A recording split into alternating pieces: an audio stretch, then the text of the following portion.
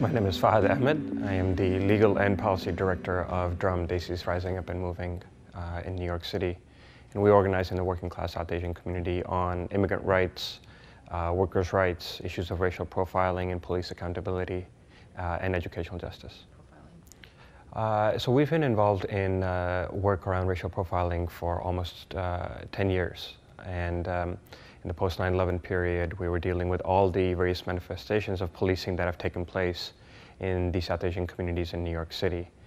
And we have known for many, many years that there has been extensive surveillance and infiltration of New York City Muslim communities. But about last year in August, the first report started coming out from the Associated Press, which essentially confirmed what we had been saying for many, many years and what community members had been saying for many years, that the NYPD is spying on them, infiltrating them, and causing a lot of instability inside of communities. In response to this, we started organizing protests and actions against the NYPD.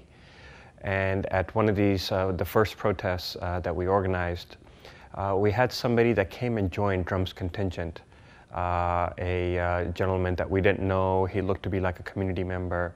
And he came and joined our group and was really loud and really kind of chanting and really angry. And we were like, wow, this guy's like really hyped up about this.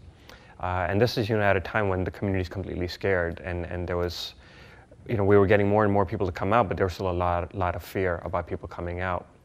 So for us to see a community member come out, be so vocal, be so hyped up, it was quite impressive. And so we talked with him afterwards and told him, like, keep in contact, maybe you should consider joining us. About a couple of months later, he reached out to us and we met with him. And he told us like how he'd been profiled by the NYPD, how he'd been targeted by the FBI, and all these different things, and how he's really upset and he wanted to do something about it. And as we asked him more questions, specifically getting to what he actually does, it essentially came out that he himself was an NYPD informant.